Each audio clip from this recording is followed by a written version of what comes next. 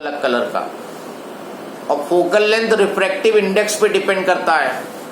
तो जब white light lens से पास होगी तो वायलेट लाइट का फोकस अलग होगा, रेड का अलग होगा। तो जब फोकस अलग अलग हो जाएंगे तो हर कलर की इमेज अलग अलग बनेगी। तो ये डिफेक्ट आएगा रिफ्रैक्टिंग टाइप टेलीस्कोप की इमेज में। और अगर रिफ्लेक्टिंग टाइप है, रिफ्लेक्शन में ऐसी कोई प्रॉब्लम नहीं होती है। क्रोमेटिक एब्रेशन का डिफेक्ट लेंसेज में होता है, मिरर्स में नहीं होता है, and that's why this defect will not be there.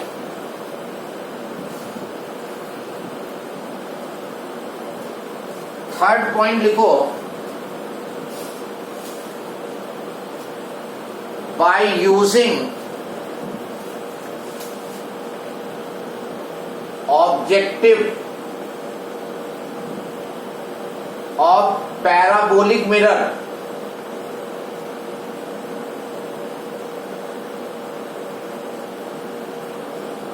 the defect of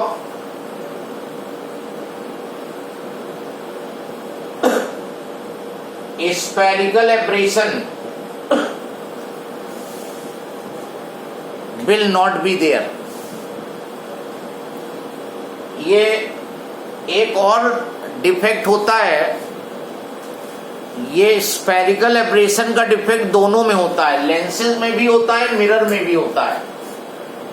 इसमें क्या होता है कि जब लाइट लेंस या मिरर पे इंसिडेंट होती है तो जो रेस प्रिंसिपल एक्सिस के पैरेलल होती हैं वो दूर कन्वर्ज होती हैं, और जो प्रिंसिपल एक्सिस से दूर होती हैं वो पहले कन्वर्ज हो जाती हैं।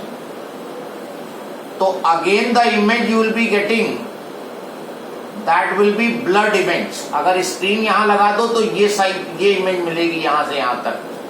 यहां स्क्रीन लगा दो तो ये इमेज मिलेगी। तो स्फेरिकल एब्रेशन का डिफेक्ट लेंसेज में भी होगा, मिरर में भी होगा। इसमें all rays will not have focus at some same point, सबका फोकस अलग अलग होता है तो इमेज ब्लड हो जाती है। लेकिन पैराबोलिक मिरर का शेप इस तरह होता है तो उसमें ये स्फेरिकल एब्रेशन भी नहीं होता है।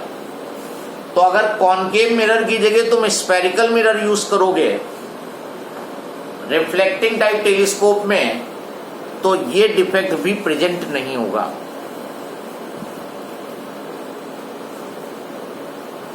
एंड एक और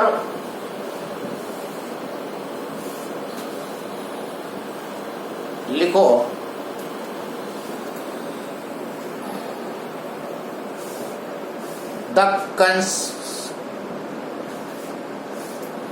in constructing lens of large diameter,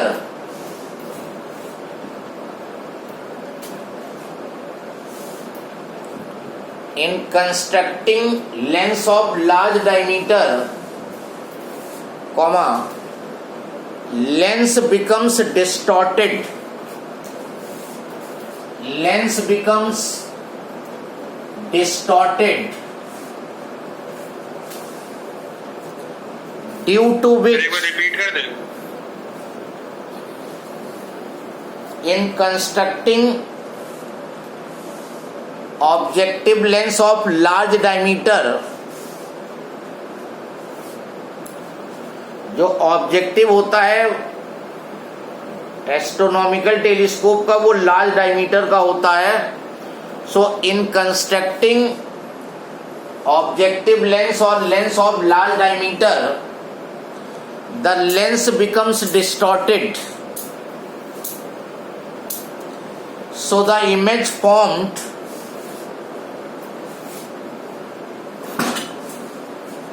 by refracting type telescope will also be distorted. Sir, the image formed by refracting type telescope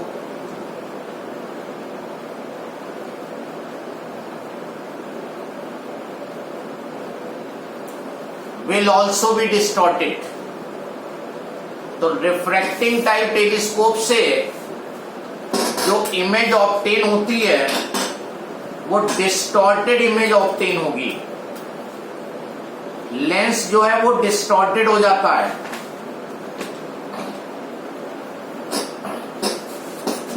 और जो कंस्ट्रक्शन है लार्ज साइज लेंस का, बड़े साइज के लेंस में के कंस्ट्रक्शन में कॉस्ट भी बहुत आती है, तो काफी कॉस्टली हो जाते हैं ये refracting type telescope of large diameter, large aperture.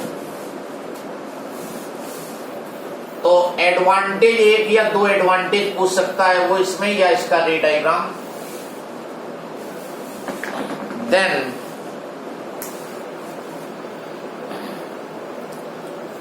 Next heading,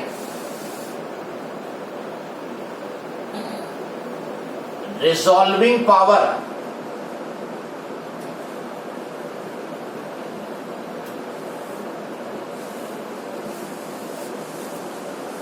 Resolving power,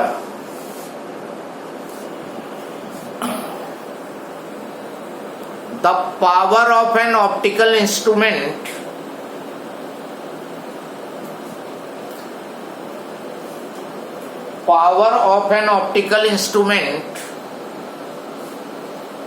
to produce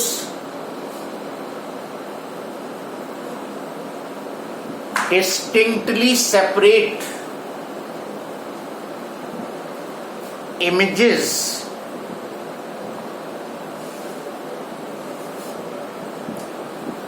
of two close objects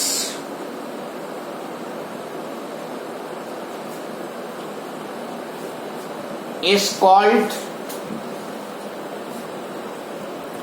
resolving power of that instrument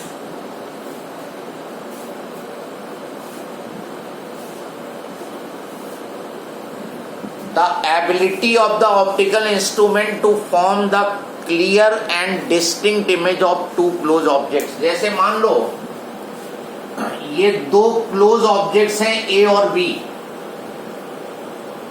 they will be subtending some angle at eye. ये eye पे कुछ angle subtend करेंगे, जो angle ये subtend करेंगे वो visual angle कहलाएगा। तो अगर ये दो ऑब्जेक्ट आई पर एंगल, विजुअल एंगल 1 मिनट से ज्यादा सबटेंड करते हैं तो ये दोनों अलग अलग तुम्हें दिखेंगे। और अगर इन्होंने जो विजुअल एंगल फॉर्म किया है वो 1 मिनट से कम हो गया, in that case the two object will appear as single object. अभी मान लो तुम यहां से देख रहे हो, your eye position is this one, दूर से देख रहे हो ऑब्जेक्ट को। तो अब जब इनसे रेज आएंगी तो विजुअल एंगल काफी कम हो जाएगा पहले के कंपैरिजन में। ये विजुअल एंगल जो है ये कम हो जाएगा, और दूर चले जाओगे विजुअल एंगल और कम हो जाएगा। एक सर्टेन डिस्टेंस के बाद क्या होगा कि जो एंगल, विजुअल एंगल है वो 1 मिनट से कम हो जाएगा। तो उस डिस्टेंस के बियॉन्ड जो ऑब्जेक्ट है वो तुम्हें, ये दोनों ऑब्जेक्ट ए बी जो है सिंगल ऑब्जेक्ट नजर आएंगे। अब या तो उनको अगर तुम्हें अलग अलग देखना है तो पास जाओ उनके, तब विजुअल एंगल बढ़ेगा, या फिर तुम ऑप्टिकल इंस्ट्रूमेंट यूज करो, क्योंकि ऑप्टिकल इंस्ट्रूमेंट विजुअल एंगल को इंक्रीज करते हैं। तो अगर जैसे तुमने टेलीस्कोप उस काफी डिस्टेंस से देख रहे हो, सिंगल ऑब्जेक्ट दिख रहा है, and when you look through telescope तो विजुअल एंगल इंक्रीज हो जाएगा, और जहां 1 मिनट से ज्यादा विजुअल एंगल हुआ ये दोनों फिर सेपरेट नजर आने लगेंगे। तो ability of the optical instrument to form the clear and distinct image of two close by objects, इसको बोलते हैं resolving power of that instrument. किसी को कोई डाउट रिजॉल्विंग पावर में? Yes, no, am I audible? Reasoning पूछी जाती है। ये सब रीजनिंग पूछ दिया थी, बस डेफिनेशन बस डेफिनेशन कुछ ज्यादा नहीं, 1 नंबर का क्वेश्चन होता है अगर होता है तो। नाउ इसमें ये जो रिजॉल्विंग पावर है, resolving power is inversely proportional to limit of resolution. ये लिमिट ऑफ रिजोल्यूशन के इनवर्सली प्रोपोर्शनल होता है। लिमिट ऑफ रिजोल्यूशन जो होगी वो डिस्टेंस होगी, वो जितनी कम होगी रिजॉल्विंग पावर उतनी ज्यादा होगी। So write down limit of resolution of telescope, limit of resolution of telescope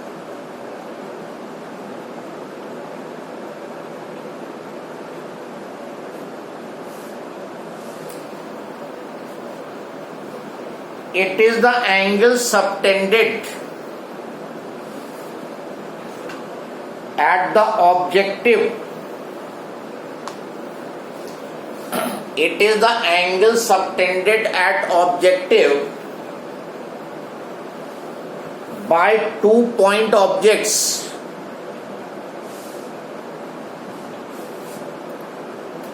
which are just resolved, which are at the के बाद इसके बाद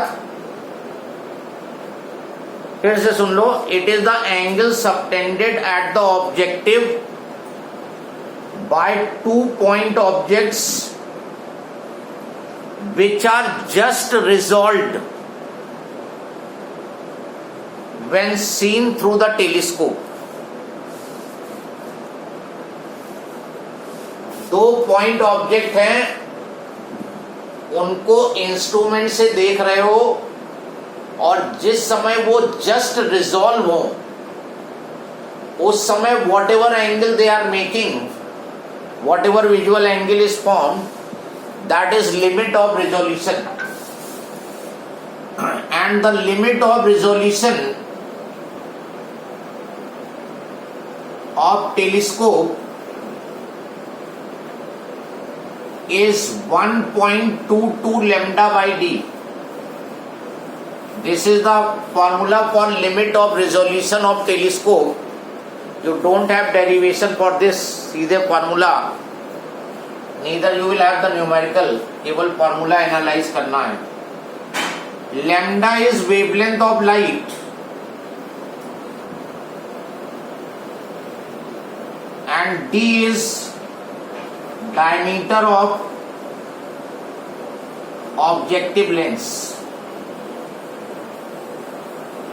यहां पे लेमडा जो है वेवलेंथ है और डी जो है ऑब्जेक्टिव लेंस का डायमीटर है, और रिजॉल्विंग पावर जो है वो थीटा के इनवर्सली प्रोपोर्शनल है। अब क्वेश्चन तुमसे क्या पूछेगा यहां पर, एक तो रिजॉल्विंग पावर डिफाइन करने को कह सकता है, what do you mean by resolving power of an optical instrument. Sir हाँ, which are just resolved मतलब क्या हुआ? मतलब टेलीस्कोप से तुम देख रहे हो और जिस समय वो जस्ट सेपरेट हो जाएं, जिस समय वो जस्ट सेपरेट नजर आ रहे हो, मतलब टेलीस्कोप से देखने पे वो जस्ट सेपरेट हैं। अगर तुमने जो उनकी वैल्यूज हैं, जो वैल्यूज यहां पे यूज हो रही हैं, उनको अगर तुमने स्लाइड चेंज किया तो फिर वो सेपरेट नहीं दिखेंगी।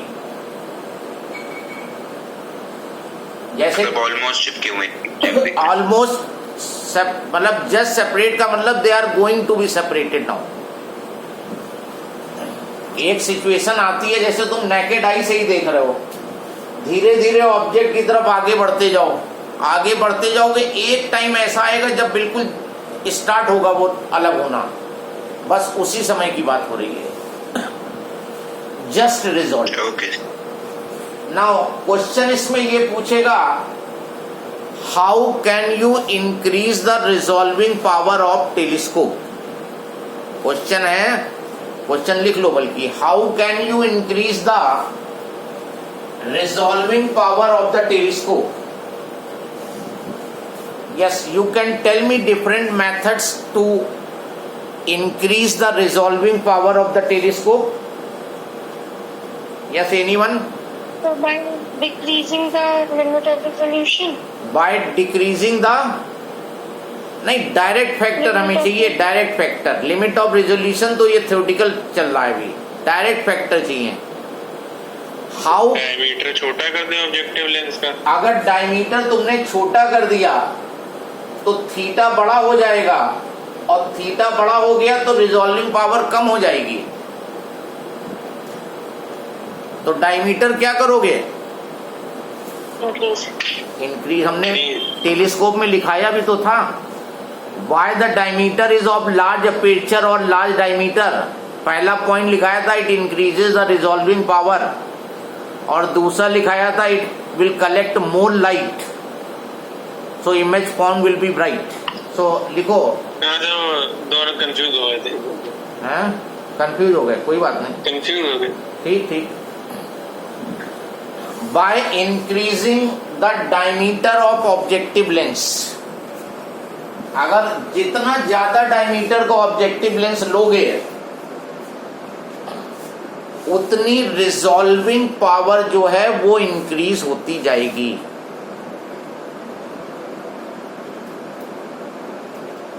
और दूसरा मेथड,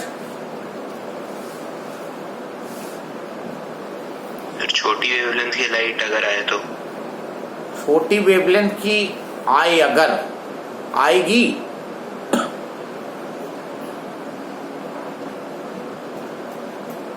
बोलो. वेवलेंथ पे तुम्हारा कोई कंट्रोल नहीं होगा. यहां पर you are observing the astronomical bodies. Sun को देख रहे हो, स्टार को देख रहे हो, तो वो जो लाइट तुम्हें भेजेंगे वही तुम्हें टेलीस्कोप में लेनी पड़ेगी. बीच में तुम कोई मॉडिफिकेशन नहीं कर सकते हो वेवलेंथ का. अगर तुम माइक्रोस्कोप से कोई चीज देख रहे हो तो माइक्रोस्कोप से small and close by object देखते हो. तुमने रूम में जिस कलर की लाइट यूज की उसी लाइट को वो रिफ्लेक्ट करके तुम्हें दे देगा. तो तुम घर के कमरे का बल्ब चेंज कर दो, बल्ब का कलर चेंज कर दो.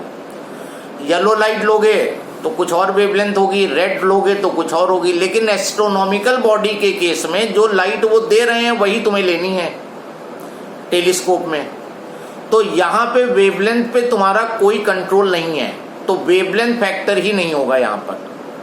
मतलब ये हुआ कि केवल एक ही मेथड है to increase the resolving power, and that is only the increasing the diameter. बात समझ में आ गई? तो गलती से भी वेवलेंथ मेंशन नहीं करोगे टेलीस्कोप में, क्योंकि टेलीस्कोप से हम बहुत ही डिस्टेंट ऑब्जेक्ट को देख रहे हैं. जो भी लाइट उन्होंने उस ऑब्जेक्ट ने तुम्हें सेंड की है उसी को तुम्हें रिसीव करनी होगी. तो only diameter increase. Is this clear? कोई डाउट किसी को? Diameter objective lens. और किसका? ऑब्जेक्टिव लेंस लिखा तो है देखो क्लियरली.